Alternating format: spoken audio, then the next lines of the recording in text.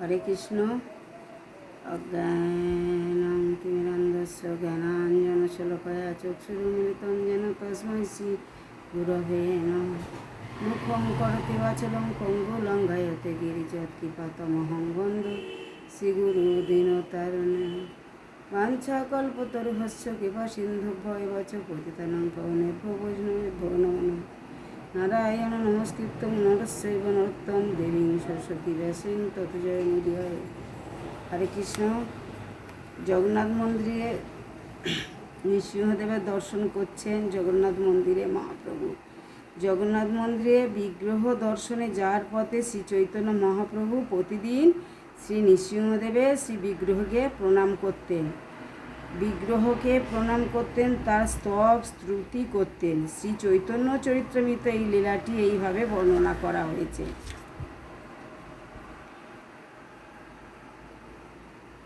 22 পাশে উপর দক্ষিণ দিকে এক নৃসিংহ, 5 মানে 22 পাছে উপর দক্ষিণ দিকে এক নৃসিংহ মূর্তি আছেন।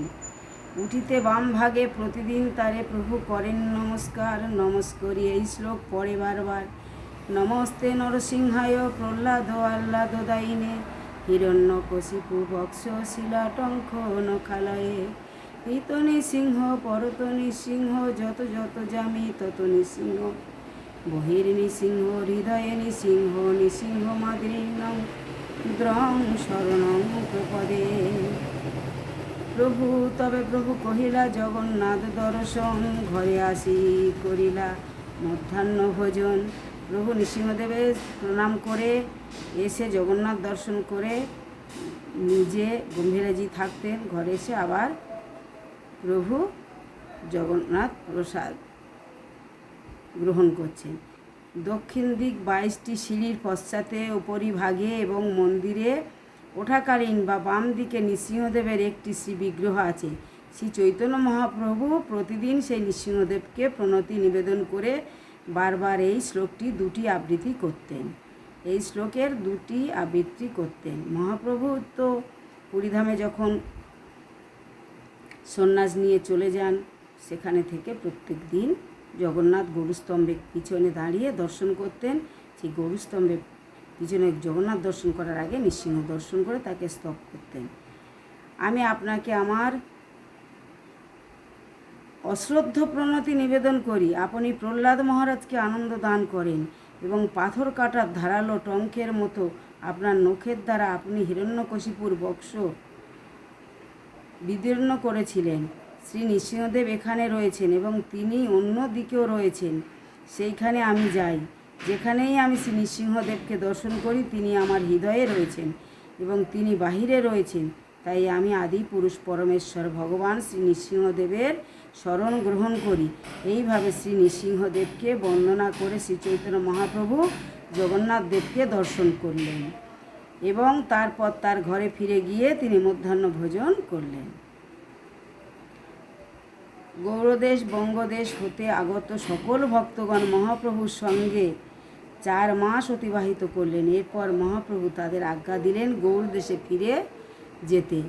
ভক্তগণ লীলাচলে জগন্নাথ পুরীতে যতক্ষণ ছিলেন মহাপ্রভু বাহ জ্ঞান রক্ষা করেছিলেন, কিন্তু তাদের প্রস্থানের পর মহাপ্রভু পুনরায় প্রেম উন্মাদ দশায় অন্তনীল হয়ে বাহ বিস্মৃত হলেন।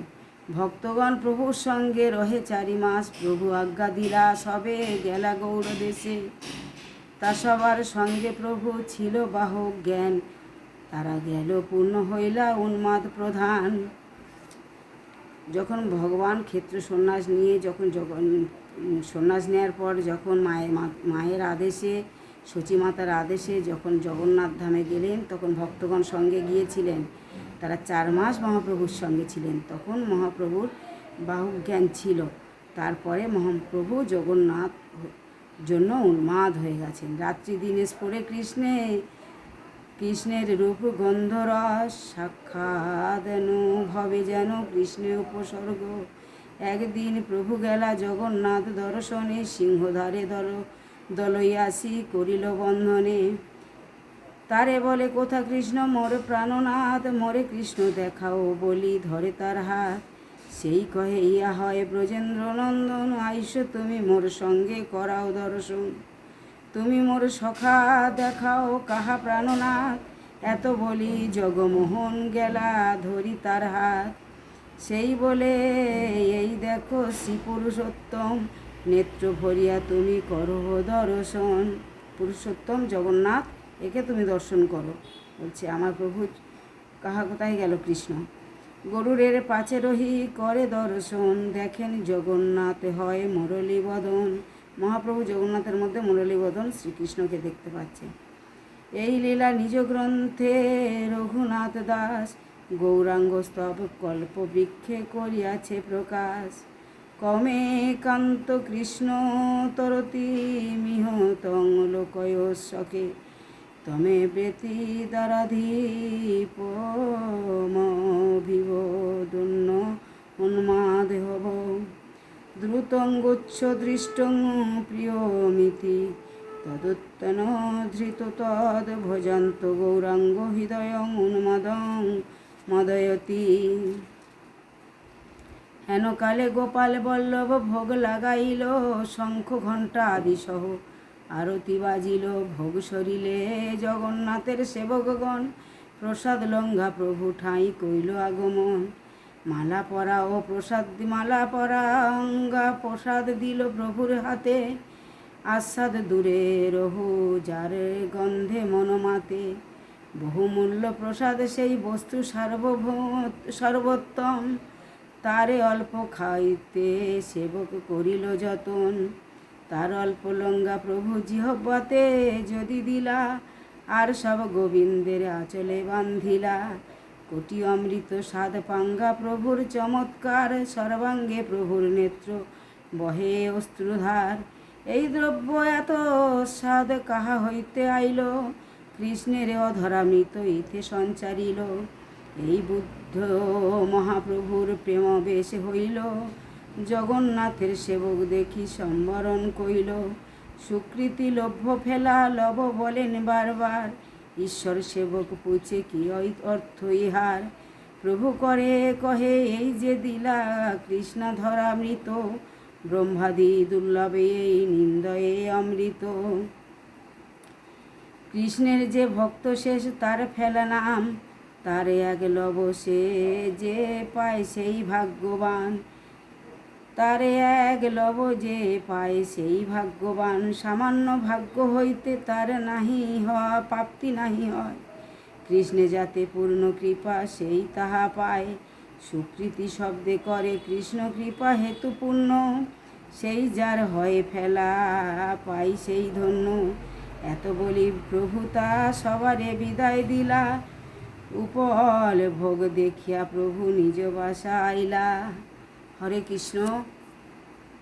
পুরীধামে মহাপ্রভুর বিভিন্ন লীলা পরবর্তী অংশে আবার শ্রবণ করাবো। তাই আপনার হরে কৃষ্ণ জগন্নাথ মহিমা গৌরহরির মহিমা শ্রবণ করুন। হরে কৃষ্ণ। তার বাহক জ্ঞান, তার ভাবাবেশ, কৃষ্ণ প্রতি ভক্তি, জগন্নাথ তাকে দর্শন দিলেন। হরে কৃষ্ণ। বাঞ্ছাকল্পতরুভ্যশ্চ কৃপা সিন্ধুভ্যেব চ পতিতানাং পাবনেভ্যো বৈষ্ণবেভ্যো নমো নমঃ। তোমার দিবঙ্ক নানিধন তোমার বর্ণ শৈশতপতরম অপার সংশয় সমুদ্র সেতু ভজমায় ভাগবত স্বরূপম। হরে কৃষ্ণ।